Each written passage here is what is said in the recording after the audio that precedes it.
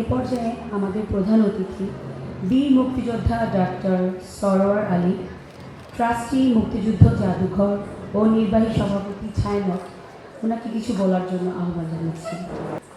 আমার বয়স ও অসুস্থতার জন্য কথা একটু জড়িয়ে আছে, ক্ষমা করবেন। আজকে অনুষ্ঠানের আয়োজক নিত্যানন্দকে আন্তরিক ধন্যবাদ জানাই এবং আমাকে যে সম্মান দিয়েছেন তো প্রথমবার মনে হচ্ছে যে এটা যোগ্যমী নয়। আমি নিত্যানন্দের পাশাপাশি যারা সম্মাননা পেয়েছেন ঢাকা ও ঢাকা বাইরে তাদের অভিনন্দন করছি। আপনারা সকলে সচেতনভাবে দেশে একটা বড় মাপের কাজ করে চলেছেন, একটা প্রতিকূল পরিবেশ। আপনারা রবীন্দ্রনাথ ঠাকুর নৃত্য সম্পর্কে বলেছেন যে নৃত্য হচ্ছে দেহের সঙ্গীত। দেহে যত সংস্কৃতির যত প্রকাশ আছে, সে কণ্ঠসঙ্গীত থেকে শুরু করে সাহিত্যকর্ম পর্যন্ত, তার মধ্যে সবচেয়ে দৃঢ় ও জটিল সম্ভবত নৃত্যশিল্প।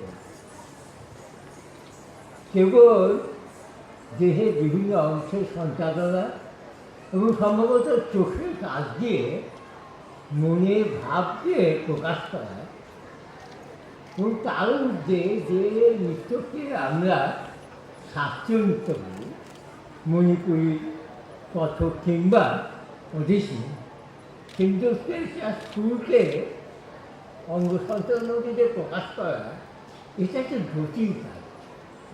শুধু নিজেরাই করেছেন তা না, একেবারে কিশোর কিশোরীদের এই কাজে যুক্ত রয়েছেন, তাদের প্রশিক্ষণ দিচ্ছেন। এটি একটা বড় ধরনের কাজ এবং তাদেরকে সম্মান জানাচ্ছেন। এই মধ্য দিয়ে বাঙালি সংস্কৃতিকে আপনাদের কাছে আমি অশেষ কৃতজ্ঞতা জানাই। এই কথাটি বলে সম্ভবত সমাজের গভীরে যে একটি কথা বোধহয় বলার প্রয়োজন বলে বোধ করছি, সেটি আপনারা আমাকে মনে মনে অনুভব করেন। এই যে এখানে আসতে অনেক দেরি হল, সমাজে একটা অস্থিরতা, সহিষ্ণুতার অভাব, তার বহিঃপ্রকাশ নানাভাবে ঘটছে এবং যেটি সামাল দেওয়া রাষ্ট্রের পক্ষে খুব কঠিন হয়ে পড়ছে।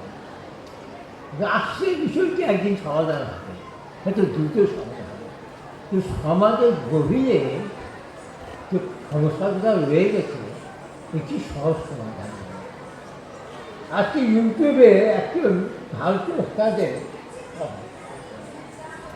উনি বলছেন যে রাজনীতির সমস্যা হচ্ছে যে রাজনীতি সমাজকে বিভক্ত করে,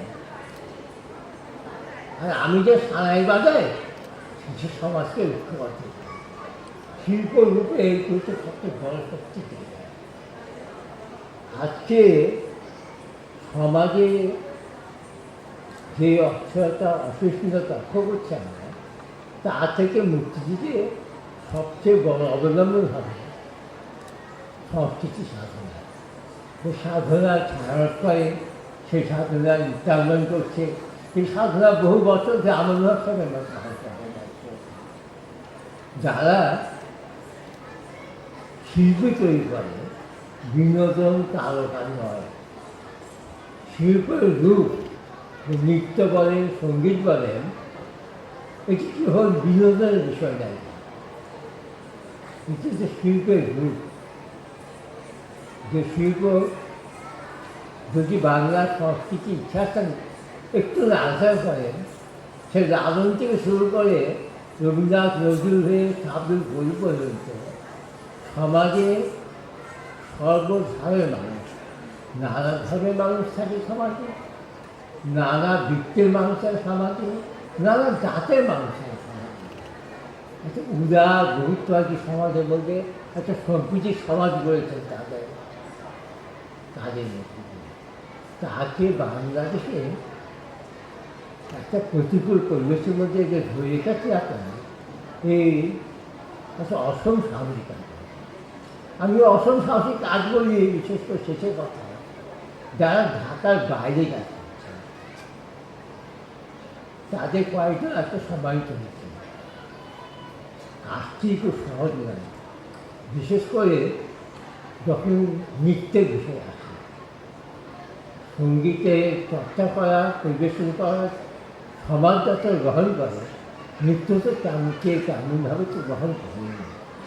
এমন প্রতিকূল পরিবেশে আপনারা নৃত্যকে ধরে রেখেছেন, বিস্তার করছেন, প্রসারিত করছেন, বিনোদন হিসেবে নয়, শিল্পের রূপ হিসাবে। আপনাদেরকে আমার প্রণাম জানাতে চাই। আপনারা যে কাজটি করছেন ওই মধ্য দিয়ে সমাজে সম্প্রীতি ফিরে আসে, বিভক্তি দূর হোক, একটি উদার বহুত্ববাদী সমাজের প্রতীক্ষা থাকে। আপনাদের সকলকে অনেক অনেক অনেক ধন্যবাদ।